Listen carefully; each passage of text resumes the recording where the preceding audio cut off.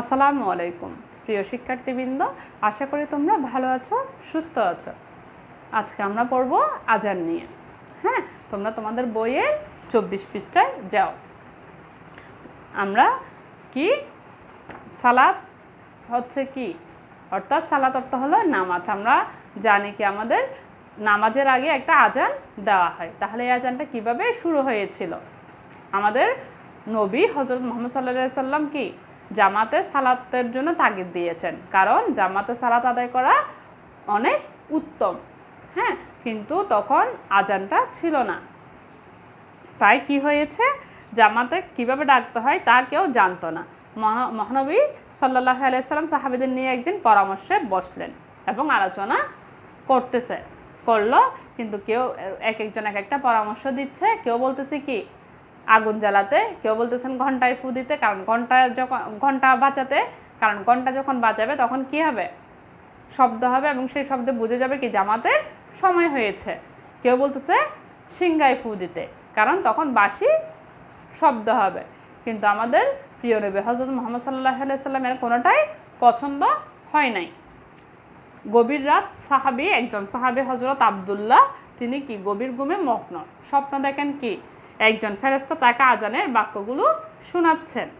ভোরে তিনি এই বাক্যগুলোকে আমাদের প্রিয় নবী হযরত মুহাম্মদ সাল্লাল্লাহু আলাইহি সাল্লামকে শোনালেন। আশ্চর্যের কথা কি, আমাদের আরেকজন খলিফা হযরত উমর রাদিয়াল্লাহু আনহু একই স্বপ্ন দেখেন। বাক্যগুলো মহানবী সাল্লাল্লাহু আলাইহি সাল্লামের খুব পছন্দ হলো। তিনি বললেন এটা মহান আল্লাহরই নির্দেশ, মানে তার এগুলো খুব পছন্দ হয়েছে। তিনি বুঝেই গেছেন, তিনি বলতেছেন কি একমাত্র আল্লাহই কি আল্লাহর নির্দেশে এগুলো তোমরা দেখেছো, স্বপ্ন দেখেছো। তারপর কি হয়েছে, মহানবী সাল্লাল্লাহু আলাইহি সাল্লাম হযরত বিলাল রাদিয়াল্লাহু আনহুকে আজান দিতে বললেন। হযরত বিলালের কণ্ঠে ধ্বনিত হলো প্রথম আজান। তাহলে হযরত বিলালই হলেন ইসলামের প্রথম মুয়াজ্জিন। এখন আমরা আজানটা পড়ব এবং এর অর্থ কি জানব।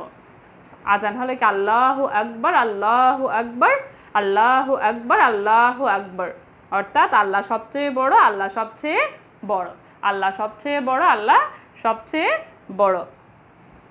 আশহাদু আল্লা ইলাহা ইল্লাল্লাহ, আশহাদু আল্লা ইলাহা ইল্লাল্লাহ, আমি সাক্ষ্য দিচ্ছি যে আল্লাহ ছাড়া আর কোনো মাবুদ নেই।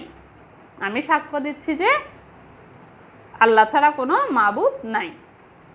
হ্যাঁ, আশহাদু আন্না মুহাম্মাদার রাসূলুল্লাহ, আশহাদু আন্না মুহাম্মাদার রাসূলুল্লাহ, আমি সাক্ষ্য দিচ্ছি যে মুহাম্মদ সাল্লাল্লাহু আলাইহি সাল্লাম আল্লাহর রাসূল, আমি সাক্ষ্য দিচ্ছি যে মুহাম্মদ সাল্লাল্লাহু আলাইহি সাল্লাম আল্লাহর রাসূল।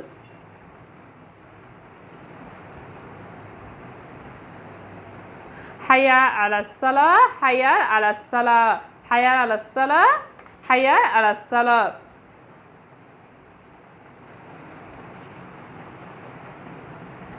তাহলে কি হচ্ছে, একবার করে বলতে হবে হাইয়া আলাস সালাহ, হাইয়া আলাস সালাহ, অর্থাৎ সালাত আদায়ের জন্য আসো, সালাত আদায়ের জন্য আসো।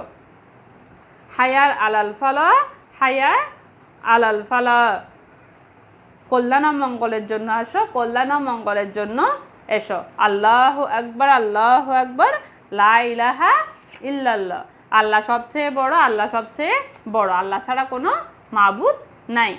এবং এইরকম হচ্ছে আমাদের 4 ওয়াক্তের আজান, কিন্তু ফজরের ওয়াক্তে এক লাইন বেশি বলে, আর একটা লাইন বেশি থাকে আজানে, সেটা হচ্ছে কি আসসালাতু খায়রুম মিনান নওম, আসসালাতু খায়রুম মিনান নওম, অর্থাৎ ঘুম থেকে সালাত উত্তম, ঘুম থেকে সালাত উত্তম।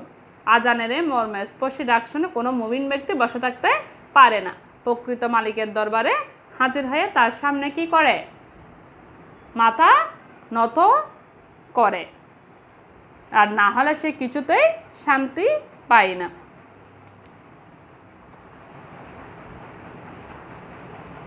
তাহলে এখানে দেখো একটা আজানের দোয়া দিয়েছে, সেটা কি করতে হবে, তোমাদের পড়তে হবে, কারণ আজানের পর যে এই দোয়াটা পড়লে কি হবে, অনেক সওয়াব পাওয়া যায়, এটা অনেক ফজিলত।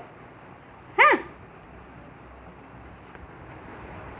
মুয়াজ্জিন প্রতিদিন 5 বার আজান দেয়, রেডিও টেলিভিশনে আজান প্রচার করা হয়, আমরা তা মনোযোগ দিয়ে শুনবো, আমরা আজান শুনে সালাতের জন্য তৈরি হব, সময় মতো সালাত আদায় করব। তোমরা শুধু শুনলে হবে না, তোমরা এখন বড় হয়েছ, তোমরা এখন নামাজ পড়ার বয়স হয়েছে তোমাদের, তোমাদের কি করতে হবে? আজান শোনার পর তোমাদের অবশ্যই নামাজ পড়তে হবে। হ্যাঁ, এখন তো রোজার মাস, তোমরা আশা করি যে যতটা পারতেছো রোজা রাখতেছো। এখন তোমাদেরকে আমি একটু SW দিচ্ছি। তাহলে এই হলো তোমাদের SW। লিখেছি কি ইসলামের প্রথম মুয়াজ্জিন কে? সব কিন্তু বইয়ে আছে, বই থেকে তোমরা লিখে নিবে। আজানের বাক্যগুলো লেখো এবং আর অর্থ লিখো, এগুলো তোমরা কি করবে? লিখবে এবং শিখে নিবে। আর আসসালাতু খায়রুম মিনান নামের অর্থ কি? আজানের গুরুত্ব বর্ণনা করো। আজানের গুরুত্ব কি তাহলে? কারণ আজান দিলে আমরা বুঝতে পারি কি নামাজের সময় হয়েছে, আমরা তখন জামাতের জন্য কি হব? এক জায়গায় মিলিত হব।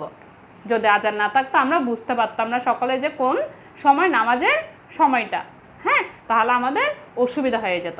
তাহলে আজকের মতো এখানে থাক। আল্লাহ হাফিজ।